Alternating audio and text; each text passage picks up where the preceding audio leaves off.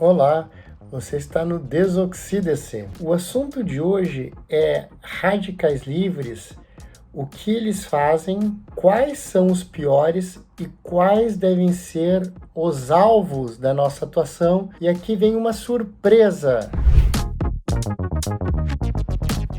Nem sempre a gente tem que agir contra os piores inimigos. Às vezes, os piores inimigos são incombatíveis e a gente tem que combater os precursores desses piores inimigos, e com os radicais livres isso se aplica muito. A gente tem que ser inteligente, porque a coisa não é tão simples quanto parece, mas é verdadeiramente fascinante. Radicais livres, todo mundo a essa altura já está careca de tanto estresse oxidativo de saber que são substâncias que não têm todos os elétrons que deveriam.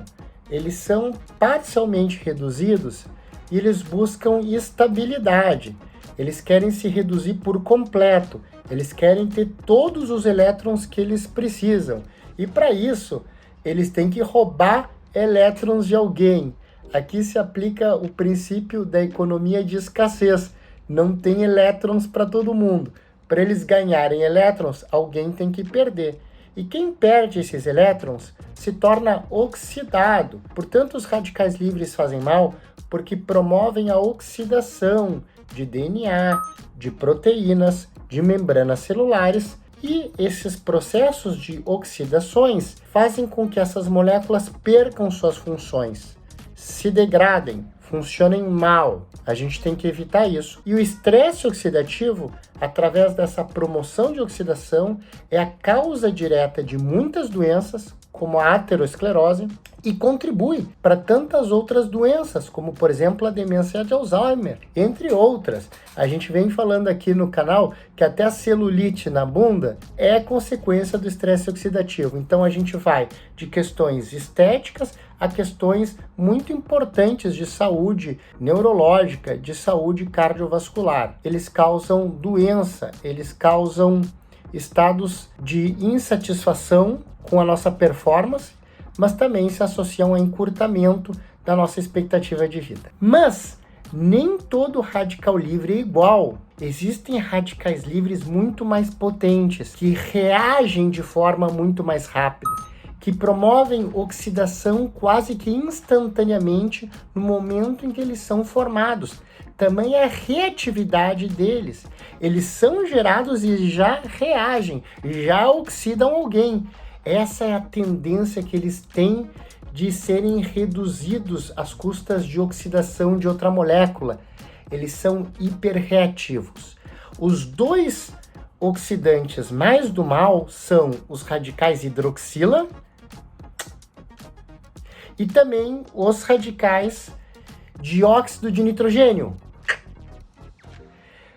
Então, Ricardo, é fácil. A gente precisa combater, degradar os radicais hidroxila e os radicais dióxido de nitrogênio, que aí tudo vai dar certo. Não adianta, não funciona, é impossível.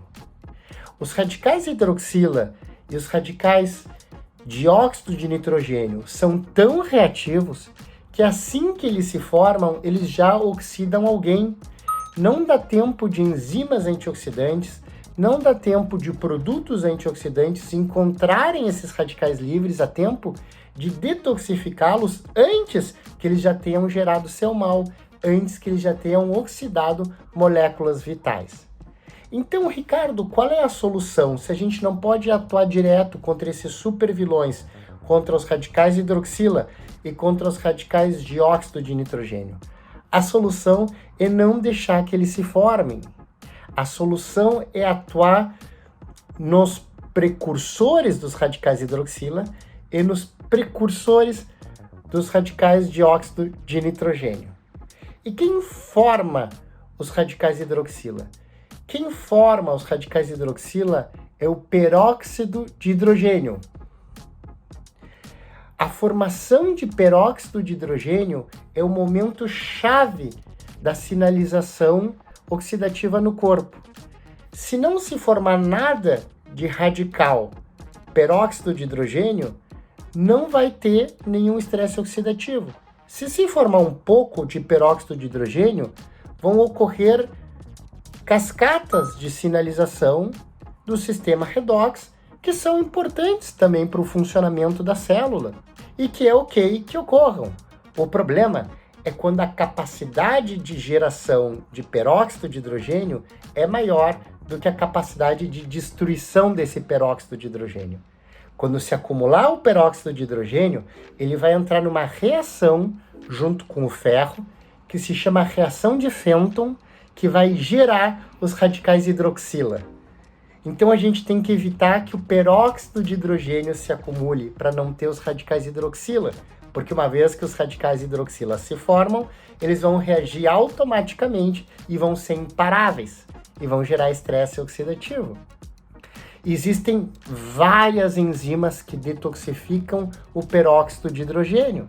Essas enzimas incluem a glutationa peroxidase, a catalase e várias outras. Em algumas situações, a gente pode combater isso aumentando a expressão dessas enzimas. No meu canal, você já ouviu falar no sulforafano.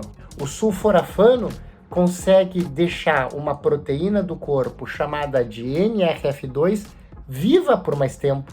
E essa proteína é crucial na expressão desses genes que detoxificam o peróxido de hidrogênio. Sulforafano, astaxantina, curcuminoides, são todos nutracêuticos que atuam aumentando a NRF2 para aumentar as enzimas que degradam peróxido de hidrogênio para não dar chance de se formarem radicais hidroxila.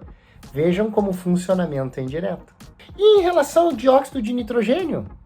Em relação ao dióxido de nitrogênio, a gente tem que evitar a formação do superóxido.